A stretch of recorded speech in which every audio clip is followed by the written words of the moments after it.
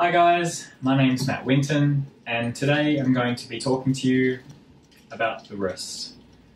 Obviously this is why you're here and we want to get to know the ROEST a little bit better from the point of view of maybe already having experience of roasting and maybe you already have a roast or you're looking to get one and maybe you're just wondering what the capabilities and the functions are of this machine and how it can be different or similar from either other sample roasters or other large-scale hot air drum roasters or gas roasters. So my experience in roasting comes mostly from this larger drum roaster, gas-powered size, 5 to 25 kilo sort of range. All of the features that come from there in terms of airflow, gas setting, total roast time, some even drum RPM, and how the roasting curve sort of looks is almost identical with this roaster. Alright, so we understand that the ROEST can behave similarly to a big roaster. So now I'm going to explain to you how I personally come to get the most out of the ROEST for any given coffee. So if we approach it from a sample roasting point of view, we're looking, normally 50 or 100 grams. The machine can do more than 100 grams, 120 is also fine. But personally, I'm doing a lot of small samples, so I like the round even number. And I'm not too worried about how much roasted coffee I get out. So all of the curves that I do are either 50 grams for a small sample roast or 100 grams for my general roasting, including what I use to brew and enjoy myself. So once I find a sample that I can do the sample roasting with, then I find a coffee and I want to buy it, and then I want to get the most out of it or learn to understand it, either only to roast on this like I do for championships, or to later on apply some existing knowledge and understanding about the coffee to a bigger roaster. I have a series of sort of steps. Basically, I want to find a profile that I can get the most out of the coffee with, right? I want a profile that might be more suited for a natural coffee if it's a very not so dense, quite fermenty, for example. And this sort of a profile might not be so intense with the energy, so it might be a bit softer, it might drop the power setting a little bit sooner to get the most out of that coffee so it's not so roasty and peaking at the end. But then if I have a super dense, high altitude wash coffee, perhaps then I need a little bit more energy and it needs to be applied a bit differently to get the most out of that coffee.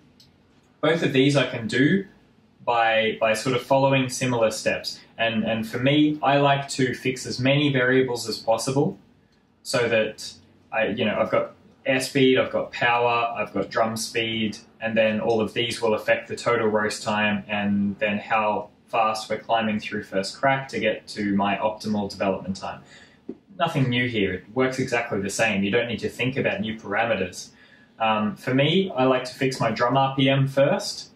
This is going to be one of the variables that I think, although it definitely has an impact, it can be fixed as soon as possible. In fact, I've ended up using two different ones for my natural and my wash, just sort of coincidentally. I found that they were both nice. My natural is a little bit, I think 55, and my wash is like 60 RPM. But that was just because I happened to be discovering and trying these ones and I had a good result. I haven't figured out that 59 isn't as good as 60 or anything like that. For me, it's just something that I want to fix and then I can worry about the rest later. So I also like to fix my charge temperature. This is dependent on batch size a little bit and dependent on the processing. If I have a really dense coffee, then I don't really want to have a super low charge temperature that's a bit too gradual with the heat. I want a little bit more heat and energy at the start to carry that roast through well. So the next thing I fix is the charge temperature. Then I fix my airflow profile. So for example, we could have an airflow profile where it's the same the whole way through. We could have one that starts a bit lower and increases, higher then lower, doing a curve, whatever you want. I just prefer to fix that as soon as possible. For my wash curve, I found that, you know, a consistent airflow was really good and modulating the power was more helpful. But for my natural curve, I found that I needed to get a little bit more energy in at the start and then drop it off a lot faster and a lot sooner. So for me, decreasing my airflow throughout that roast started to help with the quality of the coffee I was getting out. Then I looked to adjust my power. And when I say now adjusting the power, I'm sort of talking overall. Of course, you can start high, finish low, start low, finish high, reduce as you're going. You can do whatever you want. That's up to you and your preference for how you like to roast. If you like to put a lot of energy at the start and then reduce it, or if you like to have a little soak and then increase and then decrease, it's all up to you. It can do everything. You can really play with this as much as you want in the exact style that you want and like to roast with.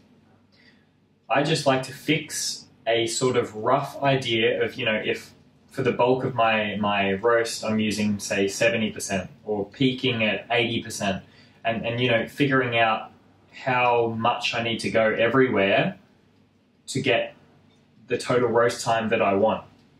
And for me, like I said, around 4 minutes 30 to maybe 5 minutes 30, 5 minutes 15 even tends to be a little bit nicer. And, you know, I'm also locking in around a development time of 30 to 45 seconds included in that time. So that total roast time is more dependent on not just the coffee, of course, you might need to go up or down, but also then the overall power that we're putting in, right? Same as a big roaster. If you have a larger batch size as well, you know, you need to go up with your power, your energy that you're putting into the drum. So now that we have that ideal total roast time, and of course, if you want it to be longer or smaller, longer or shorter, that's also fine. It's no problems.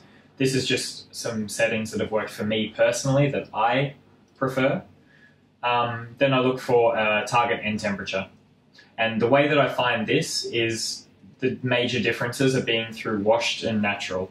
So all of the washed coffees are cracking at a higher temperature, and you know they're really okay to be pushed a little bit hotter.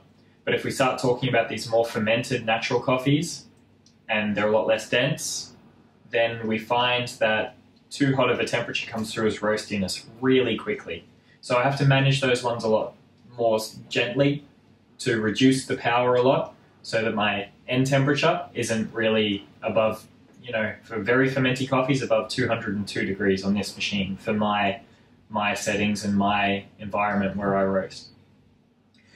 So then we can finally, with this sort of approximate curve, we've got our fixed drum speed, we've got our fixed airflow, and we've got our power, our energy on a power curve, a power profile.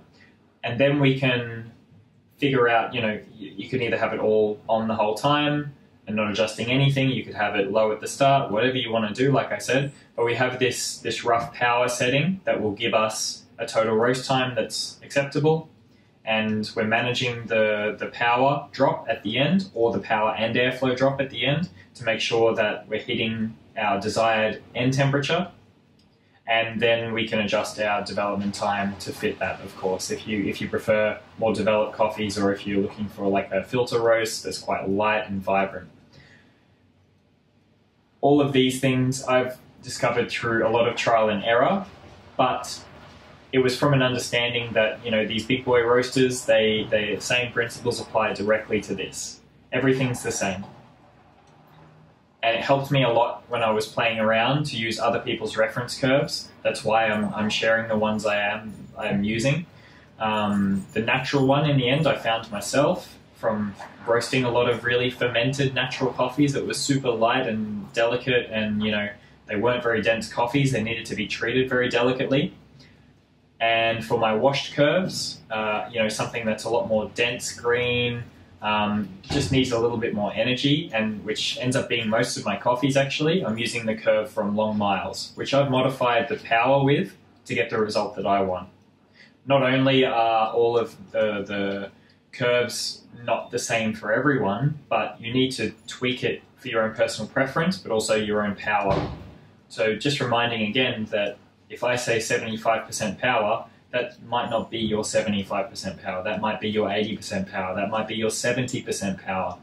So you need to figure out after a little bit of trial and error, and that's the great thing because the sample size is so small, it's 100 grams, you're not going to waste tons of coffee, you're going to waste, or not even waste, you're going to use a couple of 100 grams to figure out, oh yep, I needed that roast to be a little bit shorter, oh no, I needed it to be a little bit longer to get your desired taste profile out. So then you can just adjust your percentages up or down a little bit. For me, 15 seconds comes from about 2% difference in, you know, across the majority of the length of the profile. It's little things, but it goes a long way, and that could be the difference between a bright, expressive coffee and one that's a bit more chocolatey, nutty, and a little bit more flat. Once we've found roughly the curves that we want to use, the best thing that I can recommend is just to pick a variable and adjust it. You know, maybe it's the percentage across the whole roast. Maybe it's just going a little bit longer in the development time. Maybe it's increasing your airflow, decreasing your airflow, increasing your drum speed, charge temperature, whatever it is, but just change one variable at a time. Taste it. I would recommend tasting with this roaster. I taste about 4 to 6 hours afterwards, but I grind about 30 minutes before I taste for either a cupping or a brew, whatever it is. And these results give me a lot of idea of what I'm doing, if it was the right call or the wrong call, and you don't need to wait a long time. With my method of roasting, I've also noticed that I have to wait quite a long time after this initial 12, 24-hour period where, you know, the peak taste comes, then it drops, and then it slowly comes back up. For me, it's not unusual to drink coffees 1 month old from this roaster with my style of roasting, especially this 4 minutes 30 to 5 minutes total roast time. It's quite short, but it brings a lot of vibrancy out of the coffee, and I really like it. I think for me, it's the best way that I can roast. Everything's super expressive, really vibrant, but I'm also not looking for a sort of very heavy, round sort of coffee. I'm after something that's a bit more expressive and vibrant. So that works for me. But just be careful, or not be careful, but be aware that your roasting style is going to affect when the coffee is peaking after roast, right? Like maybe it's 1 week after, maybe it's 2 weeks, 3 weeks, 4 weeks. It's the same on the roast. The coffees behave exactly the same. It's really such a great mimic of what's happening on a big roaster, but a small one, to get to understand a coffee. If you do need to apply more energy or apply less energy or really manage the end to make sure it doesn't burn, I can't recommend this one enough. On top of the sample roasting capabilities of being able to do repetition with like an automatic profile, for example, which I haven't touched yet, but the sample roasting is fantastic. For me, I like to do sample roasting with a power profile still. I do 100 gram batches, so I get a few tries, or if I only need 50 grams or only have 50 grams, I have the same similar power profile, but with a reduced temperature and reduced power to not, you know, totally overload the beans with energy and get an uneven development. These are just things that I've discovered for myself. I'm sure that other people are doing things differently around the world, and that's the other thing that I love about this machine, is that it's not just your machine and your location, but the profiles are so easy to share. If it wasn't for this long miles curve from Long Miles Ben, I wouldn't have had a better way to roast my wash coffees. That's helped me so much to get more expressiveness out of my wash coffees. But I still prefer my natural curve that I developed myself for these really fermented, very, you know, funky, heavy, very not dense coffees. But then being able to share this with people all across the world is really something that I love. If someone can get a better roast out of their coffee and the other side of the world because of my profile, even though they have to adjust the percentages, then I think that's awesome. So this first curve that we're going to go through is a takeoff of the Long Miles Coffee power curve, and it's one that I use for all of my wash coffees. So with this curve, we've got a total roast time of exactly 5 minutes. We have an end temperature of 203 degrees. And as you can see, it's a fairly sort of typical looking curve. This was quite a dense wash coffee. It's a Catucaí carbonic maceration from Hacienda La Florida in Ecuador. Very, very good coffee. This one was winning a Taza Dorada over there, which was great. And here we can see that we've got a curve that starts with a lowering profile in black, and then a lower power curve, and then goes up to about 75%, stays 75%, and then drops a little bit. I took over a manual mode here because otherwise the curve would have kept going down, and I wanted to keep a little bit more energy in there. Dropped down to around 71, 72, and then remained that. We can also see here our RPM is at 60, and our fan is at 75, and our fan is at 75 the whole way across. We've got a charge temp here of 230 degrees, and this is one that Ben, I think it's Ben, I hope so, that Ben from Long Miles has done. It might not be Ben actually. This is one from the Long Miles coffee, and they selected 230, and I found it to be tasty, so I copied it. But here we have, quite a lot of energy. 75% is on the higher end for what I'm doing for this long of a time. And then we start to reduce a little bit before first crack, so we're not going to go totally plummeting into it. We hit first crack here at about 202 degrees, and we only go up about a degree. But we have quite a large rise in our airflow from 240 to 247. So this coffee came out absolutely delicious. It's super sparkly, very, very, very nice. It's a banger of a coffee. And this is the type of curve that I would use for any of my wash coffees. It takes a little bit of practice to see that you need to keep the power the same or let it reduce. But I found overwhelmingly for a lot of dense wash coffees that we need to keep the power a little bit higher towards the end, as opposed to letting it drop off all the way like I'll show you in this next curve. For this next curve, we're looking at a coffee from Finca Jansen in Panama. It's an anaerobic natural geisha, and it's just called Lot 359. The profile name that I have is 90 plus, but you can ignore that. It's just because I was roasting some 90 plus and I like this coffee, this curve. And here you see that we've got, immediately you see around 5 minutes. It's 4 minutes 50, so similar total roast time. We've got a charge temperature of 210 degrees, it should be. And we have a curve here where the green is the airflow, and the green starts around 78, goes down to 75, and then stays at 75 to 74 in the finish. So starting a little bit higher to get a little bit more energy in at the start, and then lowering slowly.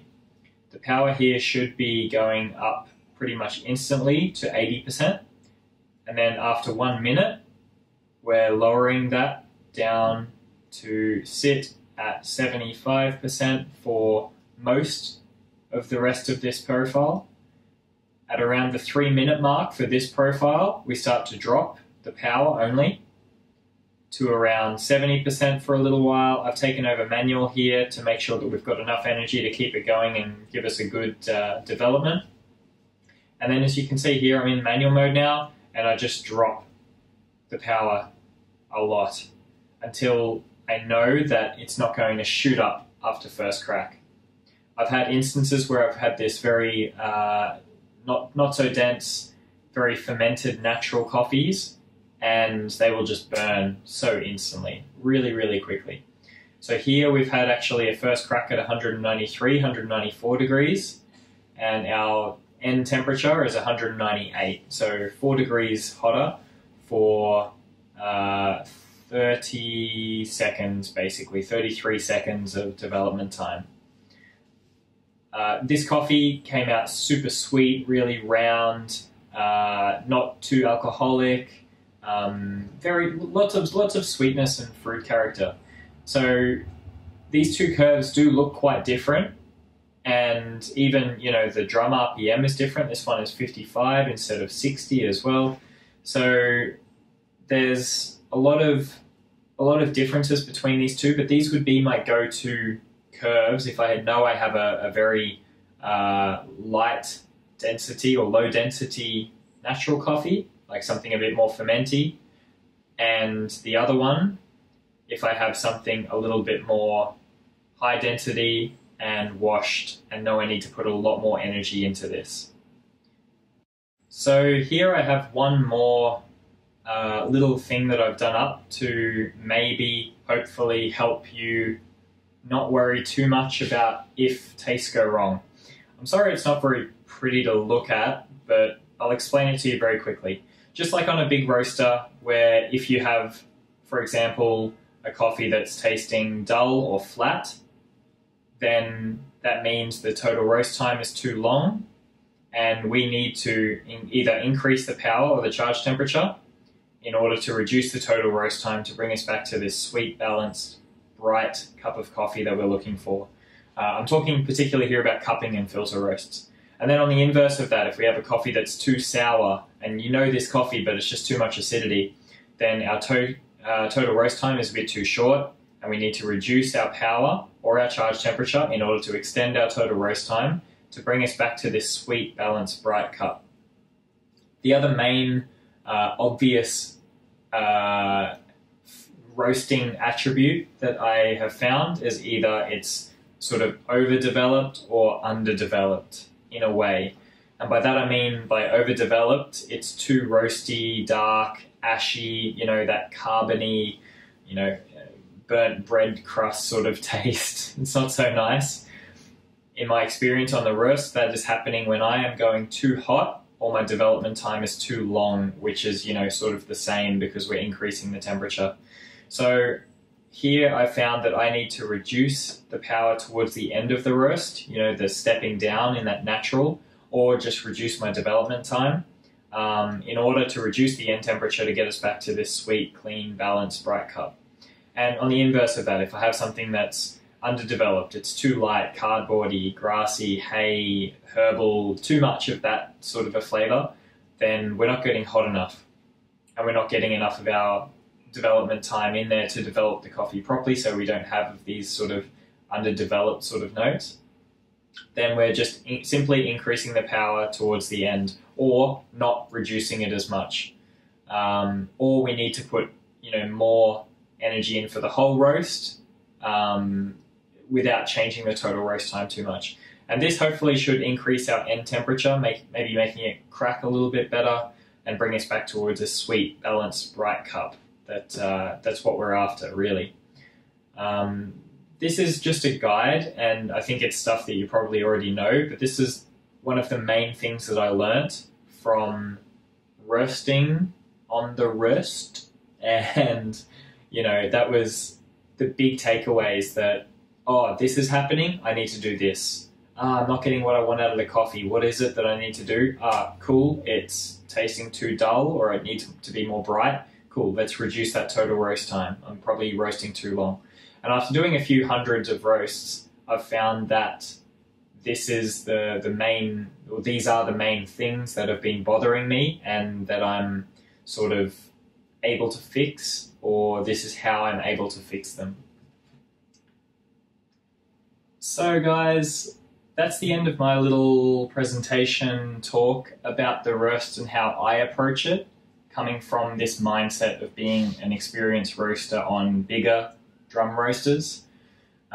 These are just some of the things that I've picked up along the way and the ways that I prefer to drink the coffee and the measures that I've found have worked for me. And I'm definitely not going to say that these are universal, but this is just what's helped me get a better understanding of the machine and realize that it's not really a scary thing and that it's quite easy to use. So I hope you got a lot out of this, and please stick around and we can answer any questions that you have. I'd love to hear any feedback as well, and you can always reach me on social media. I do my best to get back to everyone. Thanks so much, guys. Have a beautiful day.